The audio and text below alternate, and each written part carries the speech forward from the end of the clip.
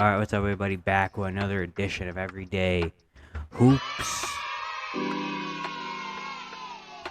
Hope you guys are having a good one.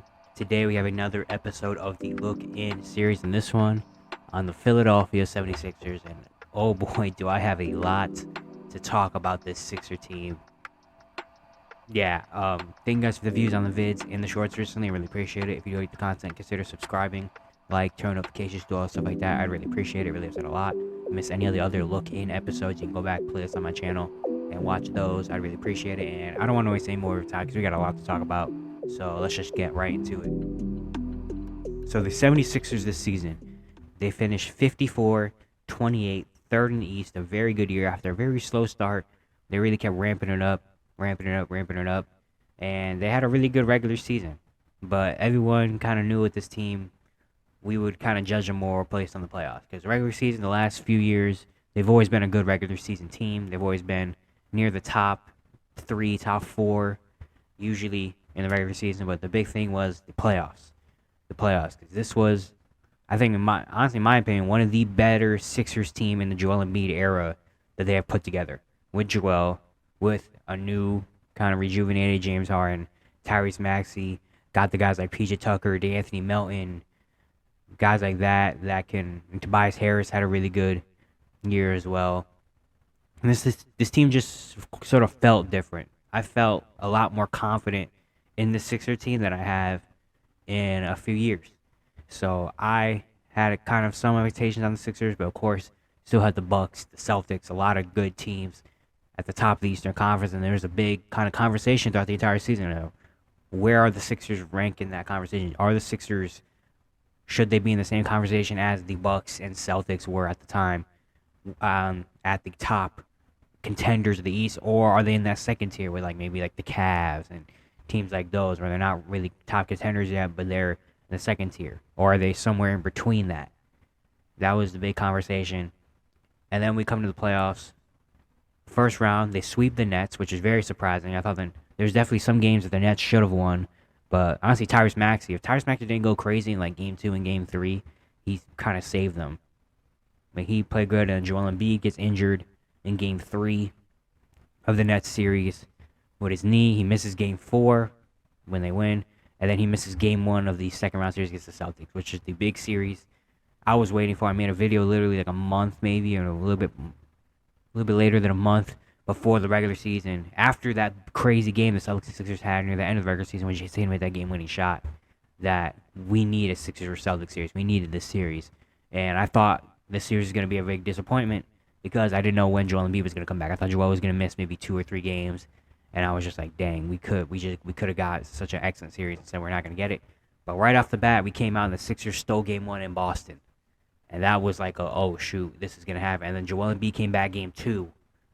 And it was whoa, okay. And then, Sixers had some bright spots. They had some low spots. And they had a 3-2 series lead and blew it. But we're going to talk a little bit more and get into it in a few minutes. I want to talk about the individual plays first. I always do this. We're starting with Joel, the MVP of the league. Finally got his MVP. Really well deserved. I know there's a lot of talk about if he should have won it, pity MVP and all that stuff. But you can't deny he had an amazing regular season. He averaged 33, 10, and 4 in assists, over 1.5 blocks. He shot 54% of the field, 33% from 3. Played in 66 games, which is very good for Joel as well. And he was dominant, really, in the regular season. He was dominant against basically everybody that played against him. No one really could stop him. He was an amazing force. Second year in a row winning the scoring title. Second year in a row averaging 30. Just an amazing season in the regular season for Joel Embiid. He got to the playoffs, and he didn't have that same dominance factor that he had in the regular season. Looking in the playoffs, his numbers dropped almost kind of significantly. He averaged 33 points per game. He led the league in scoring in the regular season. In the playoffs, he averaged 23.7 points per game. Went from averaging 10 rebounds, 4 assists, a steal, 1.7 blocks, down from 10.2 to 9.8 rebounds. His assists went down to 2.7. He averaged less than a steal, but his blocks went up. He averaged almost 3 blocks per game. Defensively, he was amazing, protecting the rim in the playoffs. I got to give him that.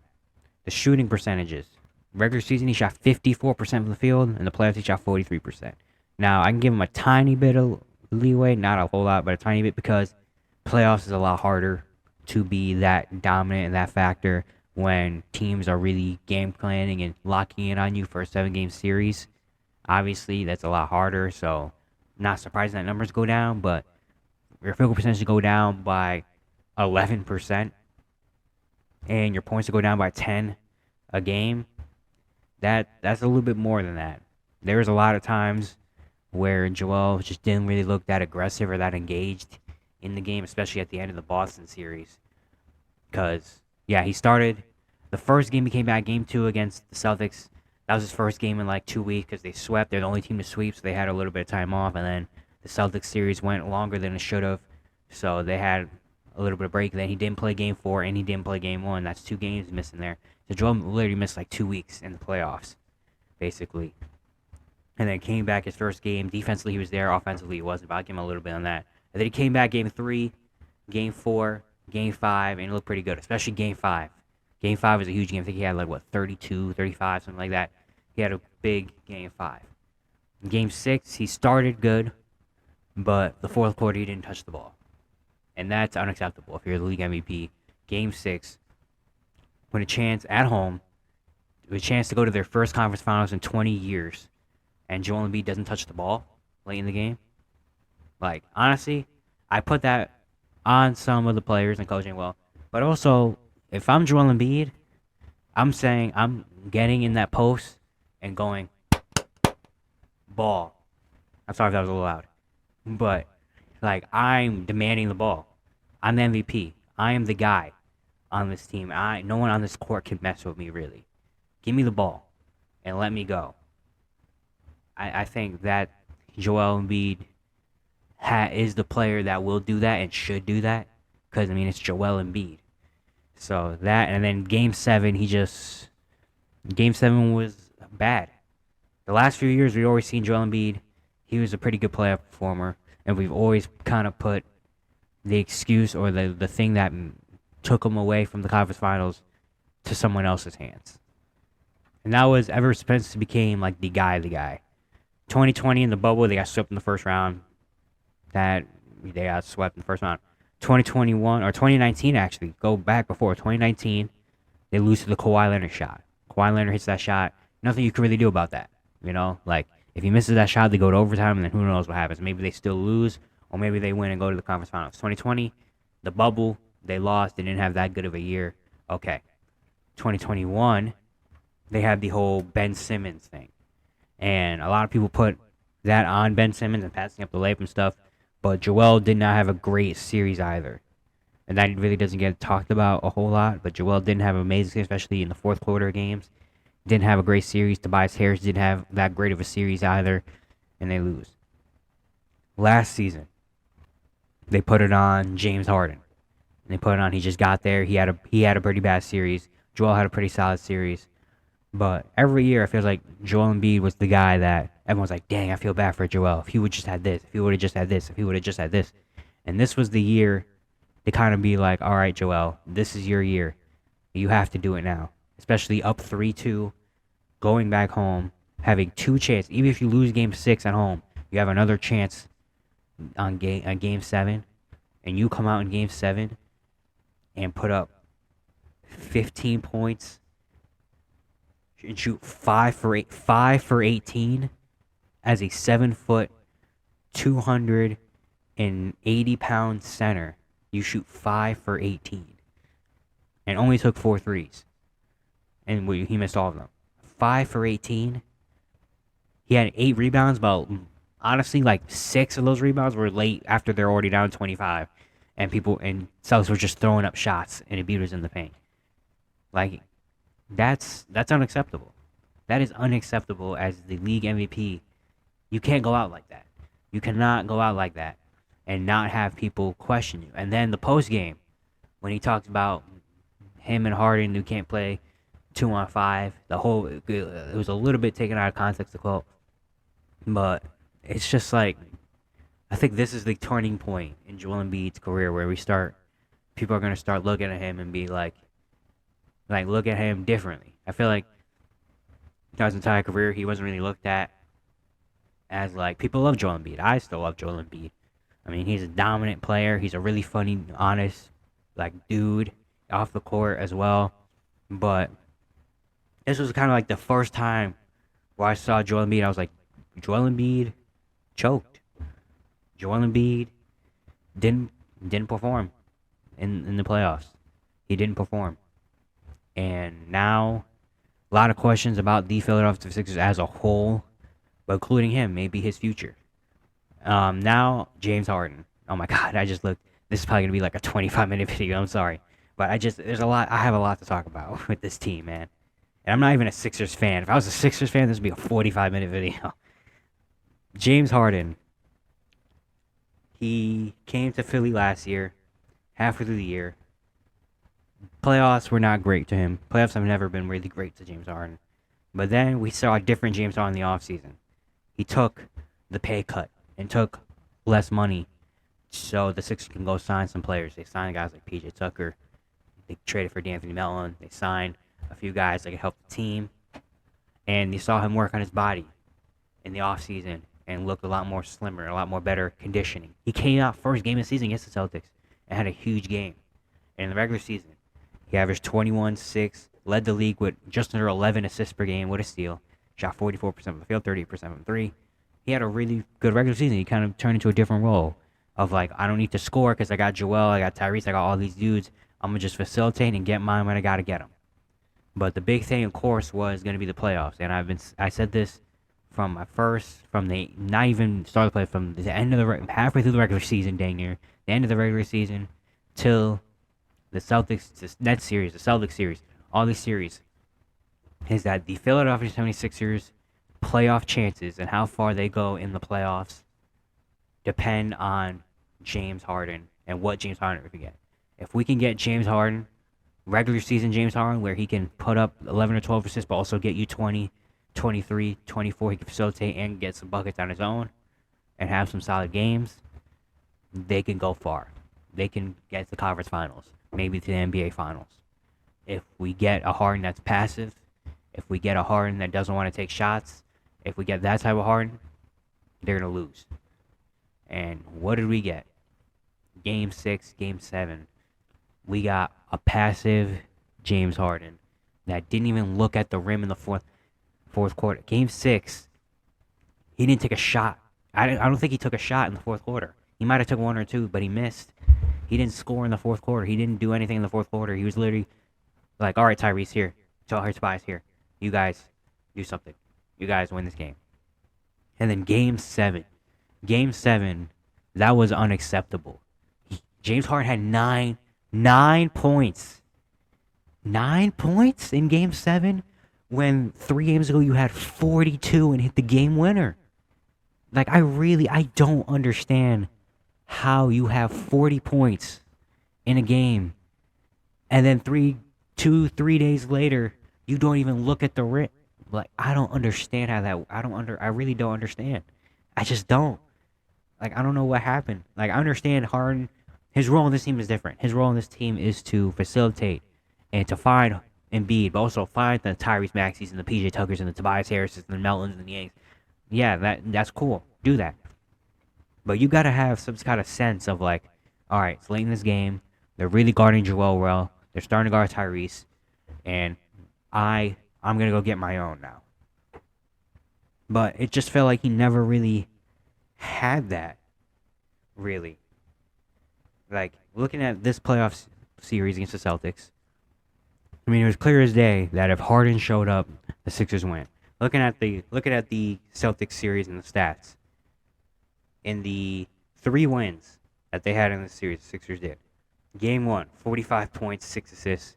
That was one of the best Harden games in the playoffs. He hit the game winner with Al Horford. It was amazing. Without Joel Embiid, that was just an insane performance.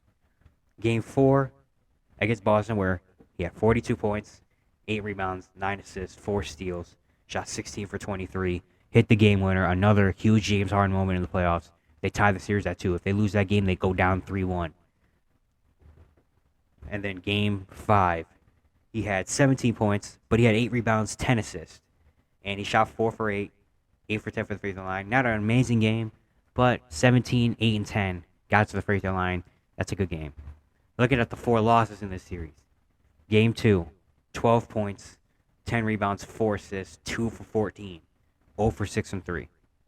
Game 3, 16 points, 6 rebounds, 11 assists, 3 for 14, 2 for 7 from 3. Game 6, 13 points, 7 rebounds, 9 assists, 3 steals, 5 turnovers, 4 for 16, 0 for 6 from 3. Game 7, 9 points, 6 rebounds, 7 assists, 5 turnovers, 3 for 11, 1 for 5 from 3, 2 free throws. A clear indicator. Basically, if James Harden shoots, they win. If James Harden doesn't shoot, they lose. I don't really know. And now he's a free agent potentially this offseason. And honestly, I'm 50-50 because I could see a world where he does want to go back to Philly and does think this is his best chance to win and wants to run it back and have another good year. But also, I may be kind of leaning towards, honestly think he might be going back to Houston. I honestly feel like this might have taken the heart out of him. I could see a world where he's like, you know what? This was my best chance to win, and we couldn't do it. You know what? I'm going to just go back to Houston and just chill there. At least I'm not winning and I like it in Houston. I'm just going to go back over there and chill. Like, just a very disappointing, another playoff disappointment for James Harden. And now we await to see what happens to his future. The rest of the guys, those are the two I really wanted to dive deep in. Tyrese Maxey is awesome. Tyrese Maxey is a great player. Philly better keep him around. If they do go in a rebuild, he better be the piece. Tyrese Maxey, 22 years old. He put up 20, 3 and 3. And honestly, he might have been their best playoff performer. Like, Tyrese Maxey was the only one kind of that had the energy and wanted to shoot. Like, in that Brooklyn series, literally game 2 and game 3, if he doesn't hit those big shots late in the game, Philly might have a chance to lose in the first round.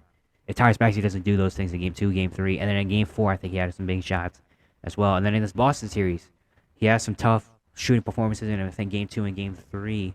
But I think game 4 and game 5, and game 1 as well. But game 4 and game 5, he really came out and played amazing. Even in game 6, he was a big reason why when the Sixers were down early, they really came back in this game. And honestly, they were deferring to Tyrese Maxey late in this game. And he was the only one besides Harden and Embiid that, like, after Harden and Embiid weren't really shooting the ball and passing it up, Tyrese Maxey was the only one taking shots and trying to keep the Sixers in the game. And then in Game 7 as well, he was kind of the only one that was being aggressive and trying to take shots and trying to make plays happen when Embiid and Harden were just sitting there doing nothing. Tyrese was the guy. So shout out to Tyrese Maxey. Can't really blame him for any of this. He was honestly one of their better players. And yeah, he's great. Tobias, I really like what I saw for Tobias Harris this year as well. I think Tobias played a perfect role. He kind of found his role after being kind of confused, being the third option, not being... He kind of was like the guy that did the little things. You know, I'm going to rebound. If I don't have the ball, I'm going to rebound. I'm going to get my own when I can. When I get shots, I'm going to hit the corner threes. Defensively, he was really good. Even in the playoffs, even though he has some kind of performances. But he played his role pretty well, and I like what I saw. I really like D'Anthony Melton as well. He really came off the bench and provided a lot of energy. Hitting threes, getting steals, getting blocks, being another ball handler. He was really good. PJ Tucker being PJ Tucker. I mean, he's PJ Tucker. He averaged 3 points per game. But PJ Tucker. And then Doc Rivers. Probably going to get fired. But for the first time, I feel like since he's blown these leads, it's not really too much of Doc Rivers' fault. I mean, obviously he has a little bit because it's Doc Rivers, but honestly, he can't really control if Harden and Embiid come out and don't feel like playing. Like, he was trying, but he probably will get fired. He'll probably be on to another job, another blown lead in this series, and yeah, it was just super. Honestly, I'm not really surprised that they did lose Game 7, and I said it in the Game 6 recap video that I had when I said I'm kind of worried for Philly because that was such a heartbreaking game. Game 6. Like, being up, they were up late in this game. Jason Tatum was having a horrible performance. The Celtics were kind of struggling to try and find anything to do. The Sixers were having a lot of momentum, big runs. Tyrese Maxey was doing his thing. And then to Jason Tatum to do nothing all game and then hit 4 threes late. James Harden and Joel Embiid not shooting the ball. And then losing like that in a crushing way at home, up 3-2. It's like that's why I was very surprised. I thought they're coming down in Game 7 and start kind of slow and maybe pick it up. They did the opposite. They started off really good defensively. They were amazing to start the game, and then Jason Tatum started taking over, hitting shots, and then the third quarter happened, and then they just laid down and were like, you know what, we're done. And this was honestly like their best chance in a while to get to the conference finals, which has been their goal for the past what 6 years. And now, I honestly don't really know how the Sixers can get better than this team. Like they don't really have. They wasted a lot of their capital and all their stuff on getting James Harden. They're gonna have to pay James Harden in the offseason. I don't know about I forget about Tyrese Maxey's contract, but like I don't really know how much better this team can really get than this year. Like if there's any year to do it, especially going into the play, looking at the scenarios where the Bucks were out, the Celtics were really struggling. You had the Celtics on the ropes at home. If you win, if you don't go cold in that game 6, and Embiid touches the ball maybe, then you win that series. Then you're gonna go to conference finals and you get a good matchup against Miami, where who knows what happens. If there's any year for the Sixers to make it to the conference finals or even make it to the NBA finals, it was this year. They had the luxury to duck Milwaukee and put put Boston's back against the wall with a chance to close them out, and they go out like this. It's like I don't really know how much better they can get. Like honestly, I think it might be rebuild time pretty soon. The clock is ticking. It's ticking. It's ticking. And depending on what happens this offseason, James Harden leaves in the offseason, then honestly, I think maybe it might be time to end the process. If he goes to Houston, it's like, what do we have now? We have Joel, we have Tyrese. That's it. And we got, because I think Tobias Harris still has some money left. It's a very crazy situation. Very disappointing season for Philly again. And we've said this too many times now over the past few years that I feel like at some point, maybe even as soon as maybe this offseason, or not offseason, maybe next year if they don't come out and do it again, Joel Embiid might be gone. And we might get a new era of the 76er team. That's what it might be heading to. Because man, if there's any year, it was this year. And I still can't believe they just went out like that, man. It's disappointing, man. And I'm sorry for Philly fans, man. My dad's a Philly fan, so I know you guys. I feel it, man. I feel it. Yeah, that's it for today. Hopefully, you guys enjoyed. If you enjoyed the content, consider subscribing, like, turn notifications, all stuff like that. I really appreciate it. Really upset a lot. And yeah, I will see you guys tomorrow.